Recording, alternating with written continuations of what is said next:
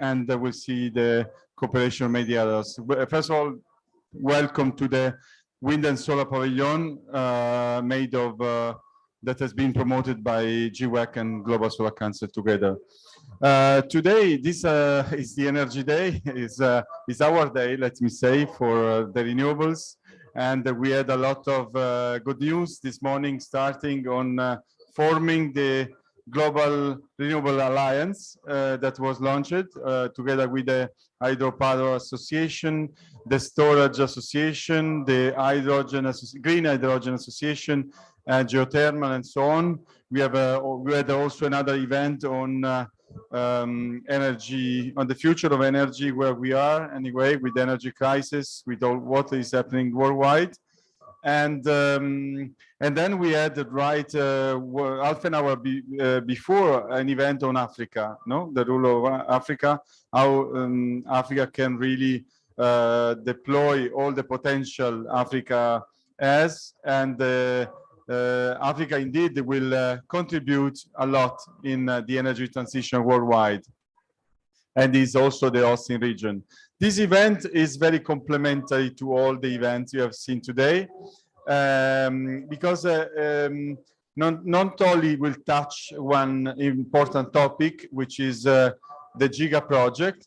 In Global Solar Council, of course, we talk about distributed PV, we talk about small projects, residential, industrial, commercial, etc. Large project. When we talk about large, we talk about several megawatts, 100 megawatts. But there is a space also for Giga project that some time ago was something very difficult to think, but in reality, there are some concrete projects already in place, and we will listen also today about these projects. But not only will touch the topic of Giga projects, but today we launch an initiative, a global initiative, that will have the target to promote Giga project worldwide. The renewable, we are talking about renewables from a long time. A lot of projects, we are contributing to the energy transition in many mature countries. If you think about Italy, more than about 40% of the energy is coming from renewables, etc. But if we look worldwide, how much renewable contribute today, we are still talking about a small percentage. So today, as we said this morning, when we launched Alliance, we said we need really to do something to accelerate. We have the responsibility as a global industry association really to do something in this energy crisis, to do something to really accelerate. And the Giga project can indeed make the difference. But the Giga project, if we want them to happen, cannot have the same procedures as other projects, as the large projects, small projects, etc., that indeed will contribute, but we need to really find a way to facilitate, to accelerate such projects. The idea is of the initiative is to promote, identify some regions worldwide where it makes sense to have this Giga project, to serve the region, and also to build around these regions some committees of different kind of stakeholders that can really facilitate this acceleration in terms of authorization process, in terms of manufacturing capacity building, and all is needed anyway at political, industrial, financial level in order this to happen. So of course, we can think about the emerging markets, for instance, Africa, Latin America, Southeast Asia, Central Europe, USA, etc. But we thought today to start with the Mediterranean. Focusing now on the Mediterranean, you know very well that also in the past there is an old initiative, so-called Desert Tech, that started already in the 80s. Of course, we see some effect, but anyway, in more than 30 years, we have not seen so much. Why? Why is difficult to, of course, find that there is not only one reason. On our view, of course, the context has been changing so much since the beginning in terms of technology. Now we have also the hydrogen that can really complement the issue of the interconnection, which is one of the solutions, very important, but we need also to have also alternative way and the technology offer to transport the energy, you know, from one country to another.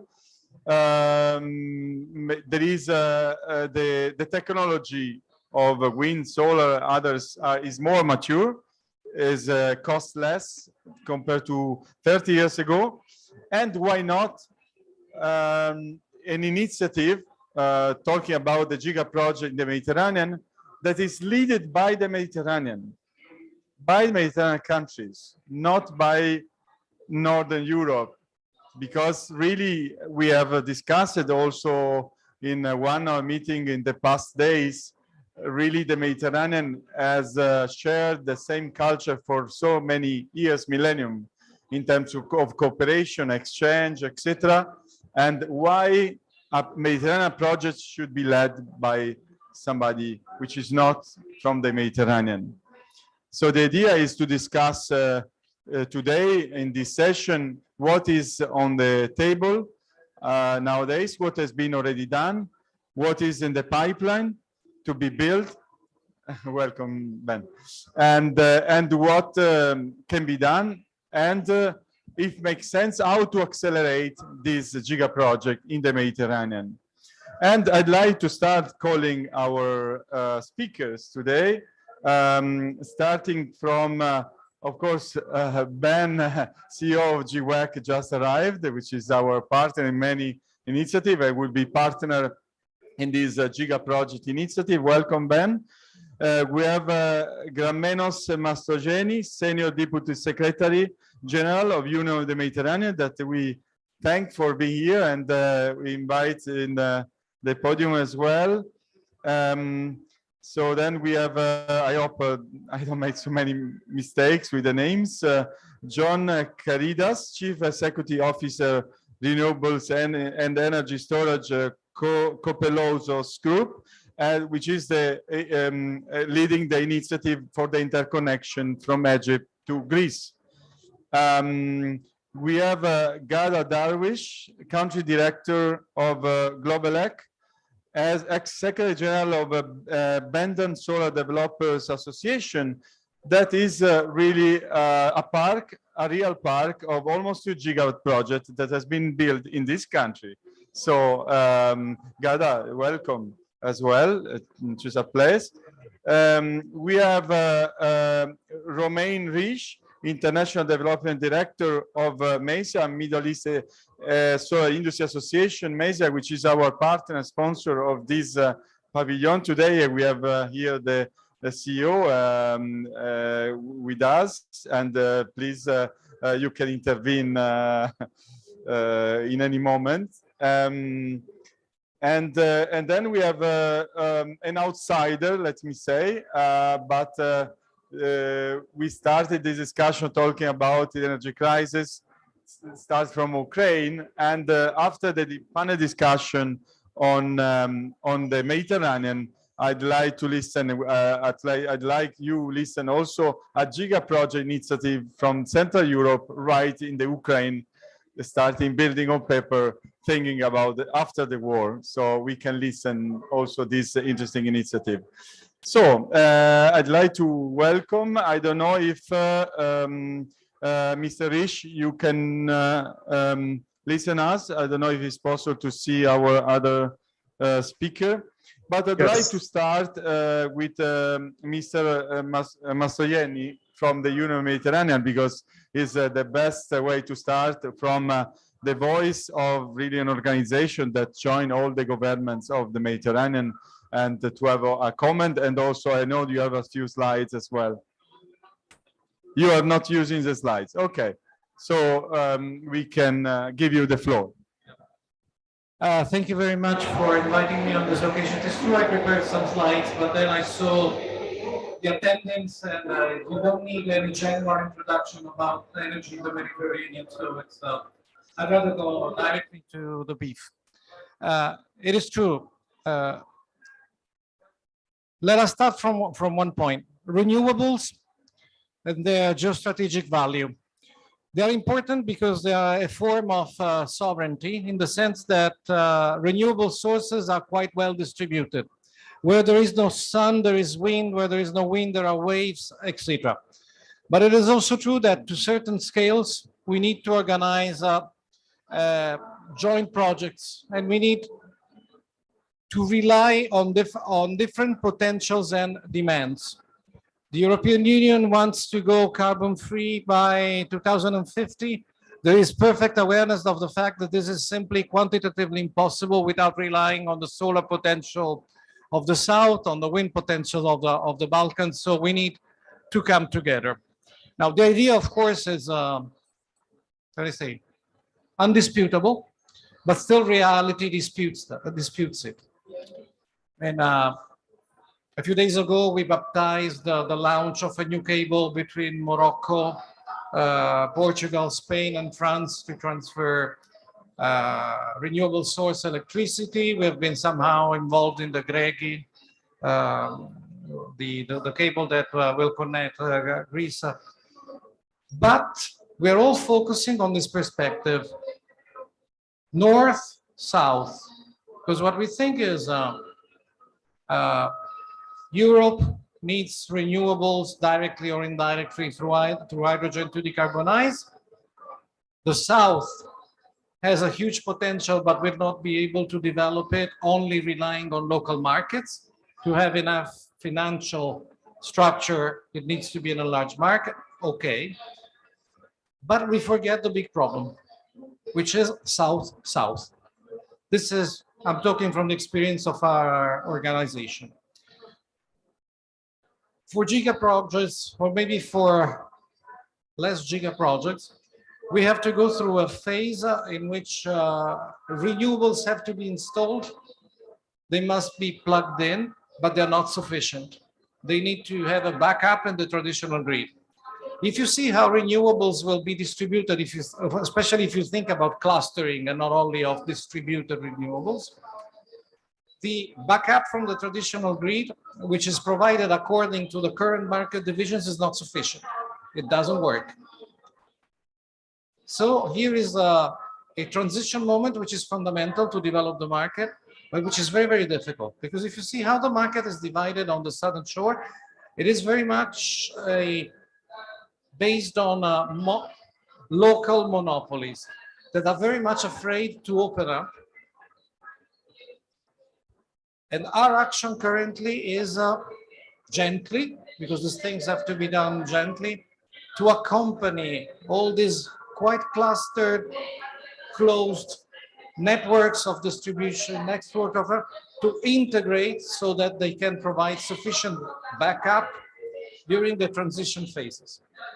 Looking to south-south, but also to north-south, we're all thinking industrial, we're thinking cables, we're thinking market, but we forget that we have another huge problem to solve, which is regulation. At this point, maybe the most urgent challenge we need to face to make all these potentials flow is compatible regulations, communicating regulations.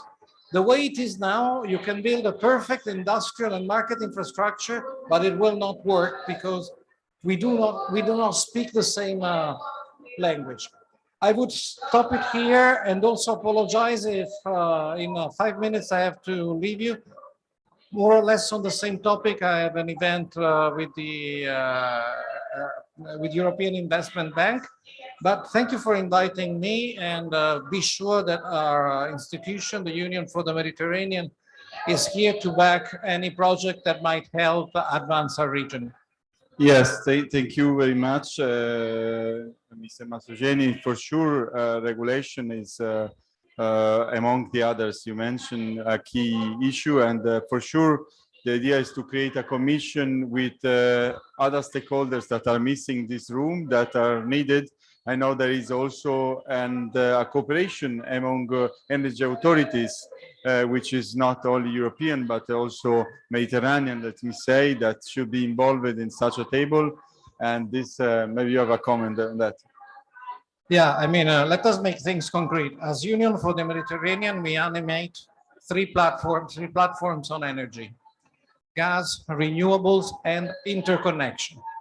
180 stakeholders of various kinds, ranging from private sector, big operators, up to the regulators, authorities, representatives from the states, etc.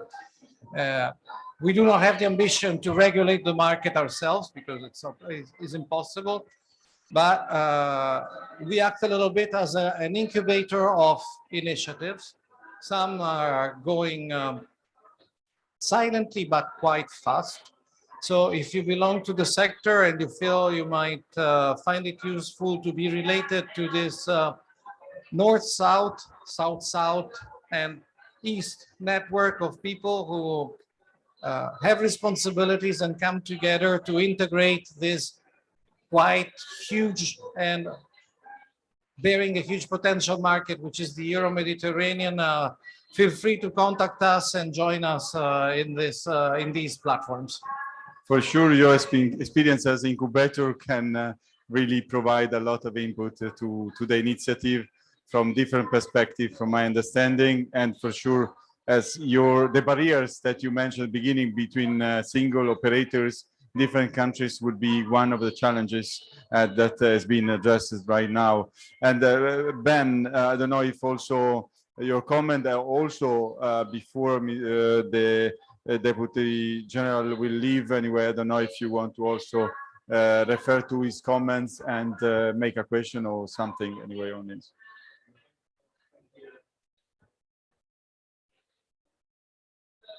Thank you, Gianni, and thank you for the invitation, and listened with great interest to the presentation. I'm here really to listen more than to make too many points. I mean, we are very excited about the cross-Mediterranean potential for mega projects. Very excited about what's going on in Egypt. You would have seen the announcement yesterday, I think, by some of our members, Infinity and Lekela, with this very, very huge wind project, which they've just signed the MOU with Egypt. Much of which will go into electricity, some of which will probably go into hydrogen, some of which may go into other things like desalination.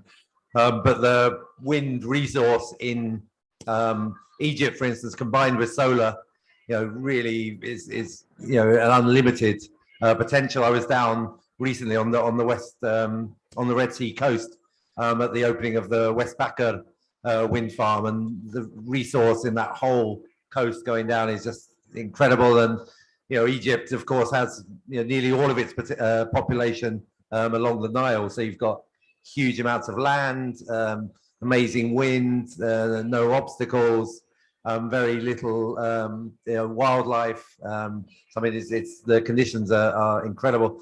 And then obviously in Morocco as well, we've seen the huge potential there for wind and solar together. Blended wind and solar in Morocco can be price competitive with anywhere in the world, I believe. And again, I mean, there's an enormous export potential there. Some of you will have heard of the X-Links project, which is a private project to take power from Morocco to the UK using some really innovative technology. Again, some of our companies and friends are involved in that project. There's been other projects kind of more on a governmental level proposed as well. I guess the question is, it's balancing giga projects with diversity of supply, and seeing how these whole security issues play into this discussion. The more diversity and the bigger and more varied sources of power we have between wind, solar, some hydro in the north, and other sources, hydrogen coming in, battery, also distributed power, we're going to need it all. And I think the discussion in the European Union is changing around energy security. And I'm not sure exactly how that plays into the discussion around giga-projects, dependency. Unfortunately, we're in a world now where we're looking at questions in terms of military implications and how geopolitics and military tensions play into our projects.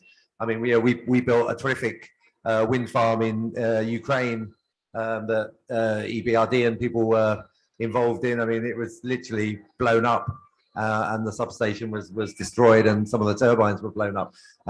Unfortunately, we're in that world now, and obviously that will impact the discussion.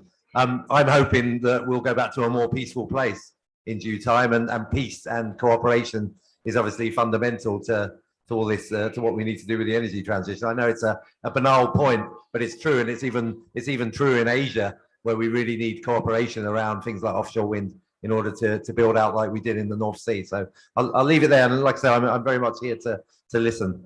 Yes, thank you, Ben, for pointing out this aspect as well. And again, before Mr. Maggiorelli leaves, anyway, there is one point where maybe I didn't touch enough at the beginning, the introduction, which is the idea of these initiatives not only to bring energy to the north, but to support the the African countries for the socio-economic development. No, that I'm sure the Union of Mediterranean is very sensible to this point. I don't know if you have any comment on this. Yeah, you need to act there where you find money. So actually, we are using funds for job creations to train people into all the skills which are necessary to develop a renewables sector. We are is exaggerated. We are starting to plan, but this is a plan. We have money from that sector, and we will try to, let's say, create a basis of knowledge that will deliver some sovereignty into the management of all this. But it is exactly in this perspective that we notice that it's extremely difficult to integrate those markets. It is more difficult to have a South-South integration, without which we cannot provide the jobs, we cannot really help the development, because the output will not be significant, than it is to connect north and south. Yes, thank you very much. No, indeed, it's an aspect experience that you have that is very, very relevant. I think remaining in this, let's say, umbrella in the context, before going to two very important projects already made, there is, we thank Mr. Mastrogianni for his intervention. Anyway, we have made already 3 questions, and thanks for your support. And we have Mr. Rich from MESIA with us, and which is the association, our member of Global Solar Council, covering all the North Africa, Middle East countries for solar energy. What's your view on this initiative of Giga-Project for the Mediterranean that indeed involve also Middle East? How do you see how this initiative could work and help really all this Giga-Project to happen from your point of view, Mr. Rich? Yes, thank you, Gianni. I will just continue. Can you hear me? You can hear me, right? Don't listen yet. Okay, so I will continue on what Ben was saying. I mean, indeed, currently there's a big, current political market instability that has highlighted the importance of the energy security. As well, COP27 is the best place to remind us that there's another greater challenge with it, which is climate change, and it's important to accelerate the transition. Another point I want to highlight is today we are 8 billion people in the planet, and there's a growth expected to 10 billion by 2050, which as well means we need extra capacity in the coming decades, and extra capacity that needs to be decarbonized. In this context, and very specifically for the Mediterranean region, there's there's like very favorable conditions, especially when it comes to solar. And here I will highlight on the solar energy. First of all, I will name that in terms of resources, I mean, the position of the Mediterranean and South Mediterranean, there is the best solar radiation worldwide. So we are exceeding more than 2,000 kilowatt hour per square meter per year. So it's very favorable to the development of giga projects on solar energy. Lands are available in the region, so like big advantage on that. Second point is on the price of electricity when it comes to solar. We have seen decrease of 85% over the last decades. So there's no doubt that solar is the cheapest source of energy currently. We have seen in the Middle East region projects, giga project of solar reaching between $10 to $15 per megawatt hour, which is very, very competitive. So makes it like a very good solution. And when we talk about other energy, like coupled with green H2, when we know that green H2 prices is ranging around 60 to 70%, the price that comes from the cost of energy, it makes it as well very competitive. And I will mention that the location is very good, not only for the irradiation, but as well for exporting. There's an access to Europe, to the Middle East. There's the Suez Canal for if we want to transport H2. So it's make it very relevant to a large project in Mediterranean. But I will just mention that it comes with some challenges for sure, which are more like, okay, you mentioned some political, technical, financial, socio-economical, and I will just mention a few, not go into detail. Financing will be important because there's important funding for these projects as well for the grid. Second is the policy. I think Gianni, you just mentioned on the policy, so there need to be a detailed policy and something consistent between the countries of the Maghreb or the South Mediterranean countries. And just the last one I want to mention is the transmission of this electricity. When we talk about giga projects, the electricity needs to be transported. So it needs a robust grid to transport this energy. It needs interconnection that needs to be robust. And here I think there's a discussion integration of the markets in this region to allow some flexibilities. So I will keep it here for now, but that's my first point. Thank you. Thank you. Very good contribution. You touched many important points. Indeed, you touched the point of the price of energy. Of course, this is one of the goals also, no, to have to reach a very low price of energy thanks to this Giga project. On the other side, to highlight that let me say this Giga project need to be localized in areas maybe close to the area where a lot of people are living, no, and the industrial area, etc. So the demand can be already close by, and is very important. And of course, you touch the point, of course, of the upgrade of the interconnection, of course, modernization of the grid. And right on this point of interconnection, we have. I'd like to listen the experience and of an interesting project of the interconnector between Egypt and Greece, which is ongoing, the study, etc. And maybe we can, Mr. Caridas, you can tell us about your project, because we know, but not so much about this. I also have a presentation. I don't know if we can show it. First of all, I would like to thank Global Solar Council for hosting this panel and the kind invitation to present our Giga project in the region. Sorry, okay. And our the opportunity for us to present the Giga project we are developing.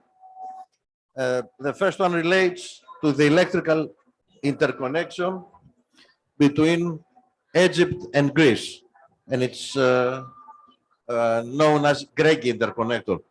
It's an interconnection using a submarine cable linking directly Egypt with the Greek mainland. It's a submarine cable of close to 950 kilometers long, with a capacity of, 3,000 megawatts, and bidirectional capabilities. Due to the design and technical and financial reasons, we believe that's the only viable electrical interconnection project in the region. The estimated budget is around 3.6 billion euro, and currently we have received strong interest to be financed by Greek, European, and American financial institutions. All preliminary technical studies have been performed, and now we are in the stage, in close coordination with the Egyptian Electricity Transmission Company, ETC, and the Greek IPTO, to finalize the technical studies. So ideally, within next year, to reach the point of final investment decision. The project has been included in the TYNDP, the 10-year Network Development Plan of NSOE, and currently is a candidate to be included in the next PCI list. Let me stress here that until last year, European Commission used to have the PCI list project of common interest, where it assessed projects between two countries which were members of the European Commission. Because of the high importance of electrical interconnections, especially with third countries, the concept of PMI has been introduced by European Commission to include projects like our project, linking a European Union country with a third country. A PMI stands for Projects of Mutual Interest. The project, this is the key factor, will transfer 100% clean energy that will be produced in Egypt. We all know that Egypt has a very ambitious energy sustainable policy, aiming to implement close to 61 gigawatts of renewable by within the next 15 years. And we'll listen to all the announcements made with memorandum signed for Giga-Projects, renewable Giga-Projects in Egypt.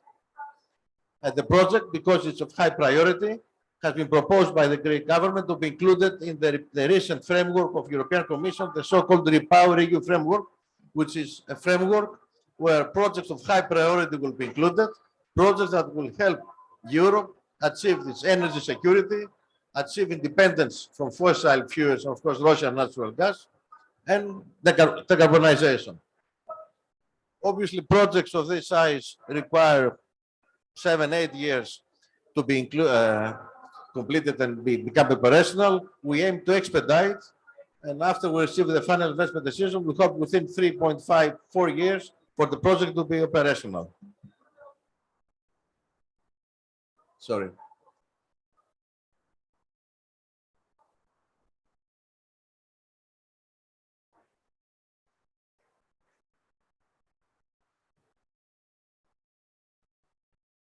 Can you please move on the slide? We obviously all know that the benefits of electrical interconnection are numerous. The most important, of course, is the support to prevent climate change, the support of everybody globally, and of course Europe, to achieve their decarbonization and energy security. Electrical interconnection will provide a wide benefits of social and economic characteristics. Just to give you an example, this specific project, transferring 3,000 megawatts of green energy, can replace on an annual basis 4.5 BCM of natural gas. Greece last year consumed 6.1 BCM of natural gas. BCM is billion cubic meters. So you understand that By its implementation, this process will substantially help European countries to get independent from fossil fuels. And obviously, we can reduce CO2 emissions by close to 10 million tons of CO2 annually.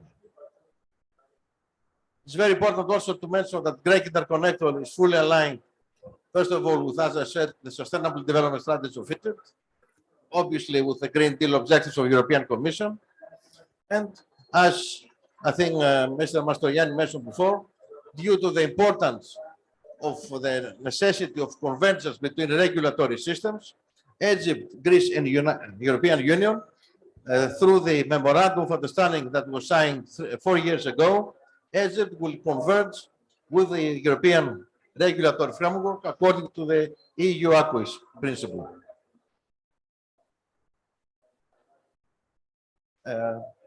Just to close down my quick presentation, electrical interconnections can substantially support integration of renewable energy sources, without which we cannot achieve our climate neutral objectives, and show the strategic direction in which Europe must move to achieve, as I said, energy independence and energy safety. You mentioned before how you believe a giga project in a country can achieve energy security differentiation through electrical interconnections. That's why we believe today it's much more important than it was 10 years ago to implement electrical interconnections, because we know all major electrical systems, like European electrical system, has been designed in promoting investments, local investments, through market mechanisms for renewable and storage. Now we have to see electrical interconnections, because this way we can not only achieve stability of the system, security, less backup, less curtailment, but also the widespread of green energy in interconnected countries. Besides this project, because obviously to have a project of electrical interconnection, you need to have energy to send through the cable. In parallel, we are in discussions with the Egyptian Ministry of Electricity and Renewables for our group to implement 9.5 gigawatts of renewable energy, wind and solar, in order to maximize the capacity utilization of the cable, so as to be in a position within the next 5-6 years to have green energy available to send to Greece and by Greece to European countries. Thank you. Thank you. Very interesting, and it's very interesting to see how. Sorry, this map Yes, map shows that the routing of the cable has been carefully selected to go through as much as possible the announced exclusive economic zone between Greece and Egypt, bypass the island of Crete and land to the Greek mainland. Of course, we can talk hours about electrical interconnections. Yes. But no, of course. But this, what among the many input, I think I see here, there is one important, and I'm sure Ben convey with that a concrete project can stimulate regulation to adapt. In front of such a big project, a willingness to invest from a private sector as well, regulators find a way to accelerate, to adapt the regulation in order for this to happen. So starting from concrete project can be a good way to accelerate cooperation, regulation. A lot of maybe for many years has been pending, from concrete investment and remaining in Egypt. So a big project to come, but there is a project already built, and here we have the pleasure to have Gada Darwish, which was one of the founder and secretary general of the Benban Solar Developers Association, a 2 gigawatt solar park. What can you tell us about the project, the challenges that you have faced, and how this initiative could support such kind of projects? First of all, thank you for inviting me to be here today. Well, achieving giga projects need was a key driver in Egypt to to achieve the project, because back in 2014 and 15, after the revolution, we had severe power shortage, and the government had to find an immediate solution to fill the gap. So it was introduced, the feed-in tariff program in 2015, where they invited international investors to step in and partner with the government to invest in solar energy projects. We identified the location in Aswan, where we had the highest solar irradiation. And the government couldn't do it because the country was in a very bad economic situation. So we invited, the government invited and qualified the big players in the field. And it ended up with 17 top tier investors in the PV, in the solar power production field. The project is built. Currently we have 1,465 of megawatt solar being produced and injected to the grid. The project is built to accommodate 2 gigawatt, but we still have like 450 gigawatt mega free of areas. Of course, it was a lot of challenges while construction and so on, because there are 32 plants at the same time under construction, distributed between 50 megawatt and 20 megawatt of capacities. We had like 9 different EPC contractors. We had 10,000 unskilled workers that lenders had obligations that we need to engage local workers. So they were unskilled, they couldn't engage. We had problems also identifying and finding good contractors with experience back in 2017 and 18, when construction was going on. It was a bit new for Egypt at all levels. So a lot of challenges in this regard,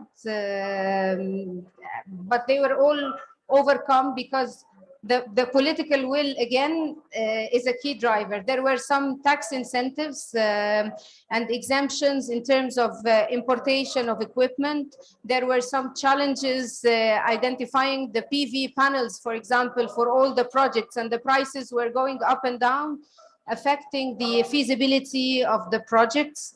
We had all the big lenders engaged in the project, but at the end of the day, 2017 to November 2019, all 32 projects were in operation, up and running. Four substations were built, 220, and we have one 500 kV substation constructed.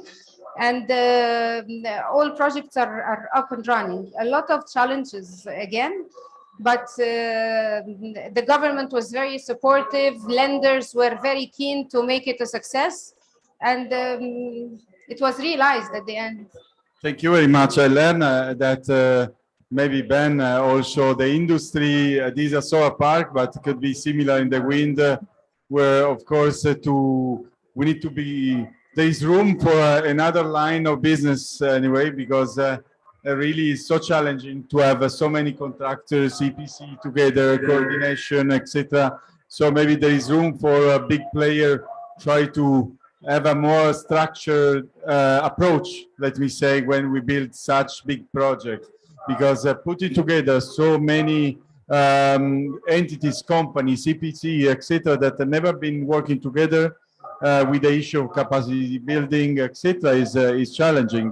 What's your view also on the wind? So would it be similar in the wind? Is the wind, would you face also similar problem for such big projects? No, first of all, I mean, congratulations to both my colleagues on these projects. I mean, I think the interconnector project is so exciting and makes so much sense, and I can't wait to see it happen. And we actually have a high degree of confidence in Egypt. I mean, I think it's one of the countries where we actually believe that they will construct, they say construct, compared to many countries around the world where it doesn't actually happen, or it happens 20 years later. So we're very high degree in Egypt, particularly around construction. I mean, I've never seen a country that's able to do such big multiple construction projects at the same time. So great projects. I think your project, I followed it actually in my previous role as a consultant. A couple of the companies I looked after were actually involved in some of the areas in that project. It is a kind of unique approach. I don't think I've seen that anywhere else, and I can understand why it has its challenges. Pooling together so many different developers and projects within a kind of wider framework. I do think it's an interesting idea, though. In our industry, things are a little bit different. I mean, we are basically building mega projects as the norm now, whereas I think with solar, and one of the good things about solar is it's very, it's kind of very scalable. You can install it very quickly. You can have lots of small projects. You can have rooftops on. You can have. I've got solar panels on my roof in England. It's the way solar is. It's lots and lots of tiles.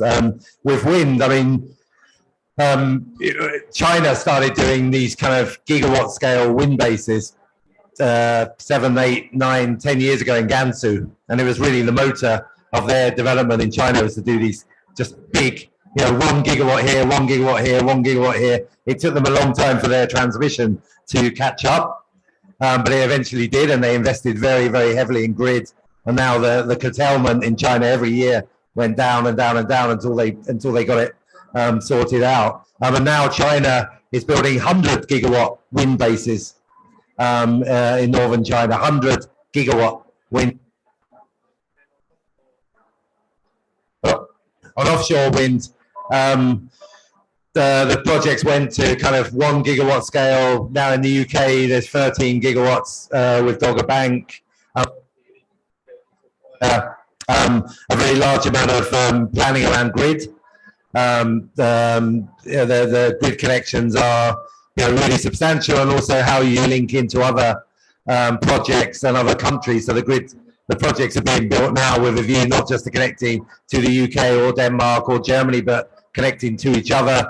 We've got companies now developing whole business lines around energy islands, which are designed both to be bases and interconnect different projects, but also to produce green hydrogen on energy islands as well. And then China now is coming forward now with some of its offshore wind projects with kind of 20, 30, 40 gigawatt for a single project. So I think for us, it's always been a bit more of a kind of centralized industry in that sense.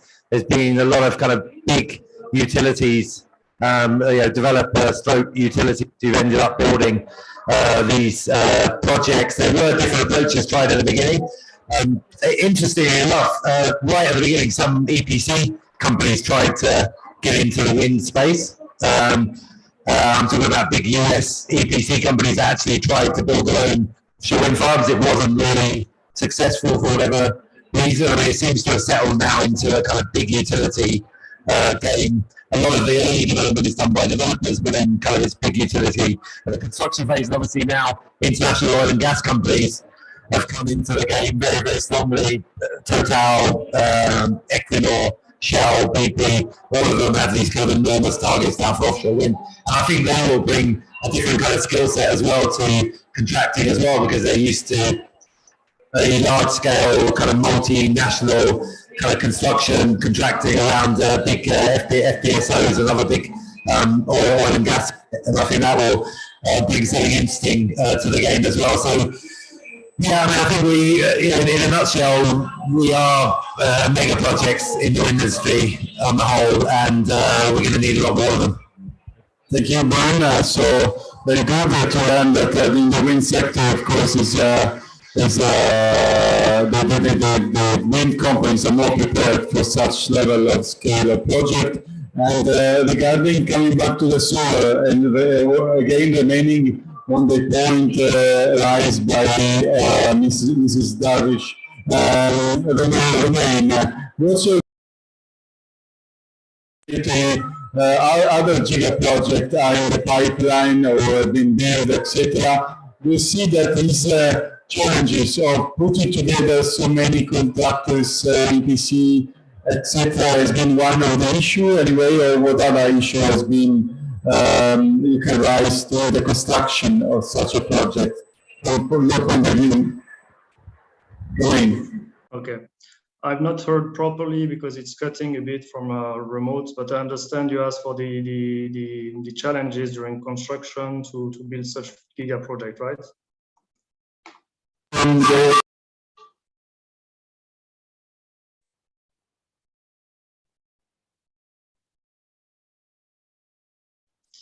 I cannot hear. I don't know.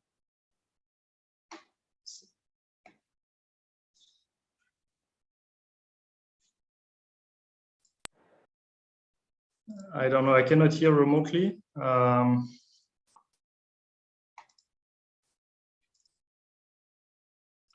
Can you hear me?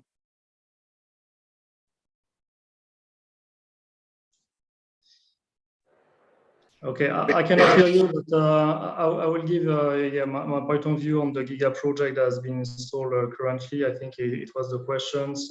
I mean, we have seen many Giga projects being built in the MENA region over the last years. Specifically, a lot of them has been in the Middle East area. We have seen like projects ranging from I will say 1 giga to 2 gigawatts. In the Emirates, in the Kingdom of Saudi Arabia. We have the huge Banban complex as well in Egypt, of course.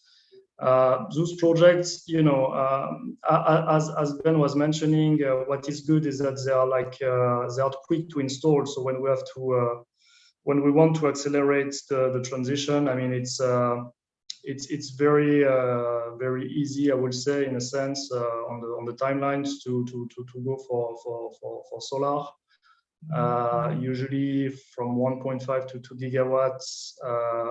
Like a gigawatt project can be for 1.5 years to 2 years if we are not affected by you know, the disruption on the supply chain that we had lately. There's no major constraint, I would say. The price of module have hit all the market and the industry post-COVID after, I would say, the second half of 2021. But now it's going back to normal. So on the construction side, there's no big challenges to build Giga projects.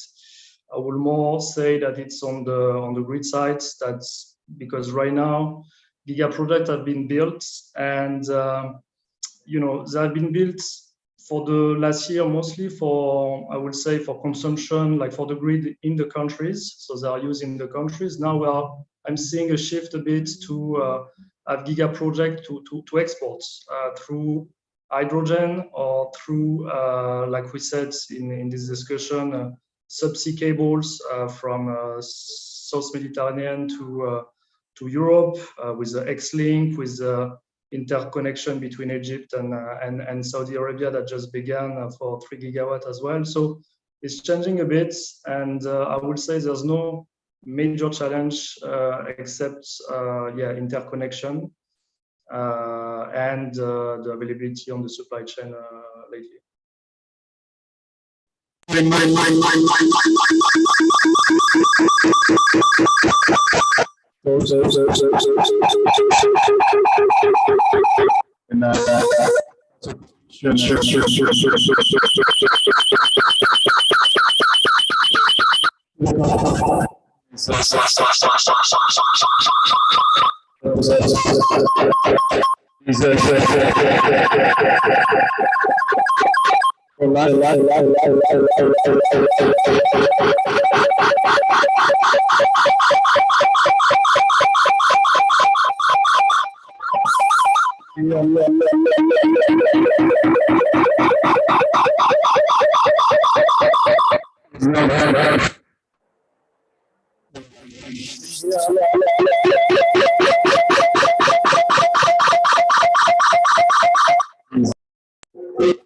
I have to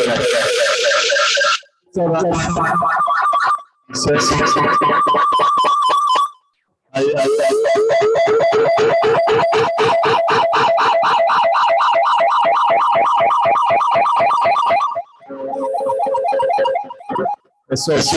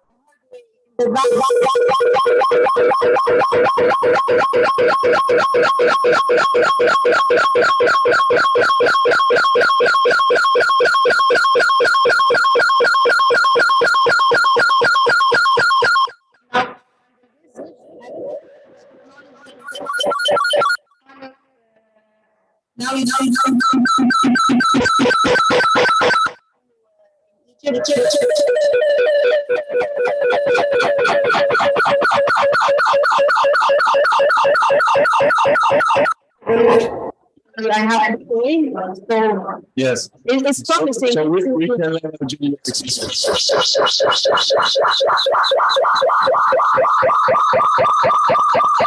Yes, and what's let's say last word is useful for your project as well. Giga-Projects.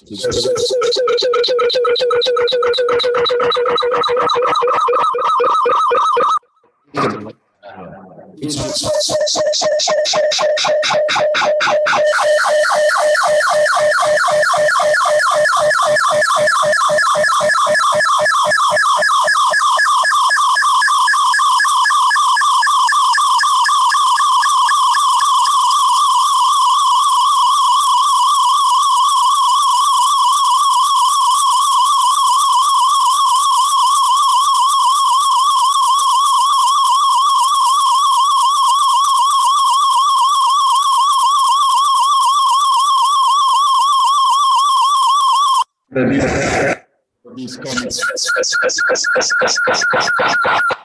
belong to the mainstream.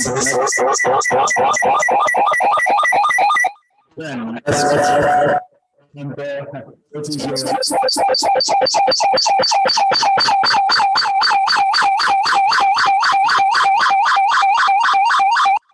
initiative and mega projects?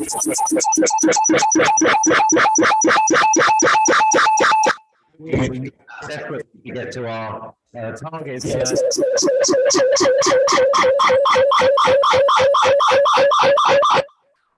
For net zero.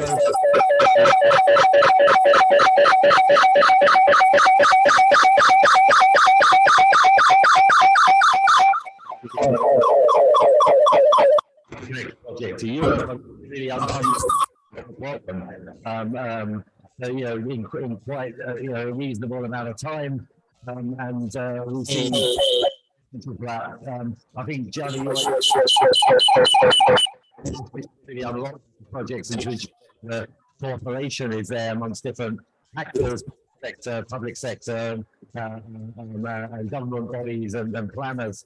Right, and I think if that's enough these projects, we're unlocking the tradition much faster. The Mediterranean test bed for this approach.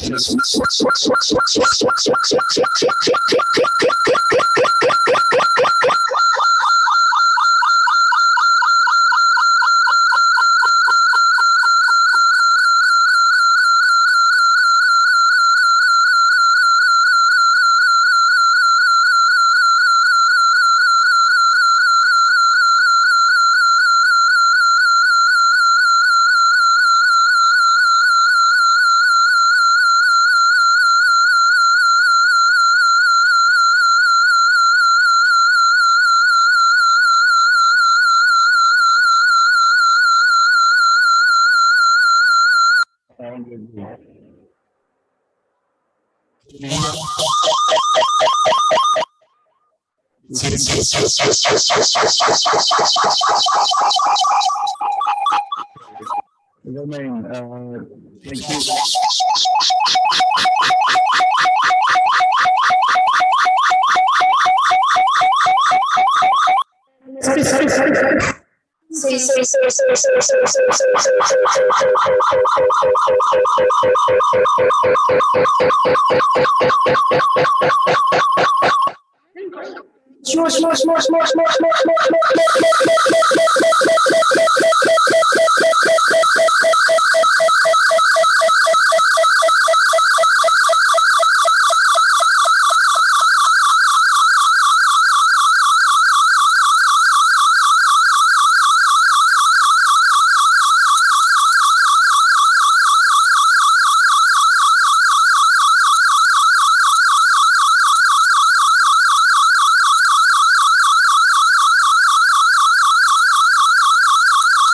And okay, well, I think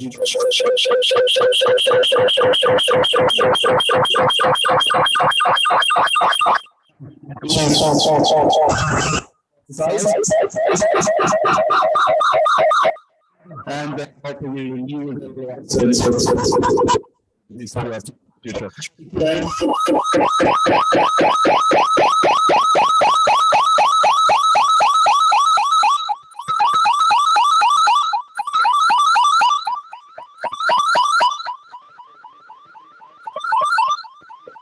Follow up all these